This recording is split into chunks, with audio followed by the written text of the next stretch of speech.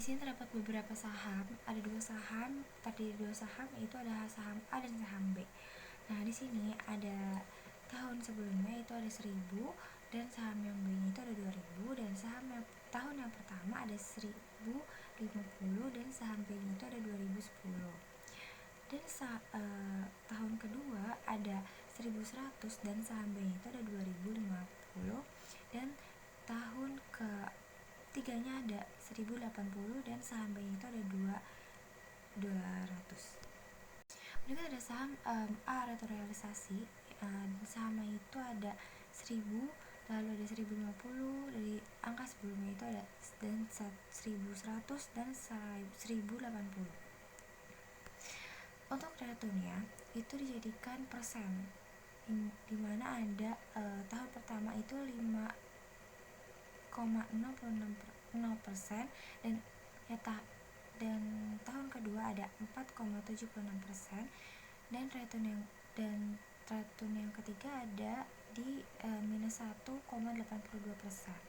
Lalu ada saham B, return realisasinya ada di returnnya ada 5,00% dan yang kedua ada minus 2,38%, lalu yang ketiga ada 7,32%.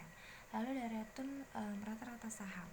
Return rata-rata saham ini ada dua, yaitu ada A dan B. Nah, return yang pertama yang A itu ada 2,62% dan saham B itu ada di 3,31%.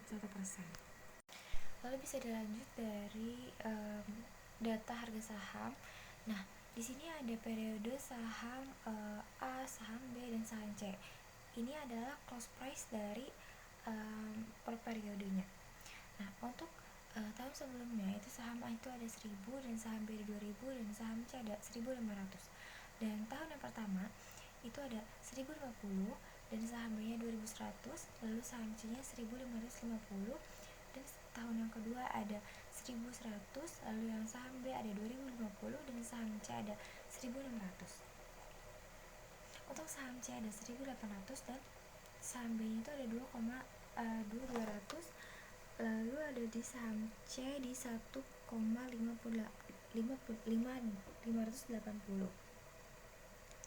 dan saham yang dan periode terakhir ada di 1,150 dan saham B itu 2,50 dan saham C nya itu ada 1680.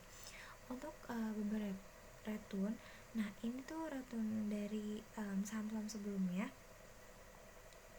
Dan ada average, annual return, lalu ada varian, standar deviasi, annual standar deviasi, covarian saham A ke B, varian saham A ke C, lalu covarian saham B dan C. Bisa lihat dari beberapa hasilnya. Untuk average return itu dari 0,036063 sampai yang C 0,0243. Nah, di sini ada return geometri. Nah, return geometri dari beberapa saham yang tadi dihitung dari close price-nya. Untuk saham A itu ada di 1,05 dan saham B nya itu 1,05, untuk saham C 1,053. Itu adalah beberapa saham yang untuk hasil perhitungan dari beberapa perhitungan. Nah, bisa dilihat bahwa cenderung keduanya itu cenderung searah. Sementara covariance itu negatif pada pasangan A sampai B dan B ke C, yang menunjukkan bahwa pergerakan kedua pasangan saham tersebut cenderung berlawanan arah, sehingga dapat membantu mengurangi risiko portofolio melalui diverifikasi. Jadi kesimpulannya itu adalah berdasarkan bobot yang digunakan, portofolio ini lebih berfokus pada saham A sebagai sumber utama return, sementara saham A dan saham C berperan sebagai aset pendukung yang mengurangi risiko matriks varian. Terus ada covarian, berarti ini menunjukkan bahwa kombinasi saham tersebut dalam portofolio ini dapat memberikan manfaat yang bisa disebut diversifikasi karena terdapat hubungan negatif pada beberapa pasangan saham. Sekian, terima kasih.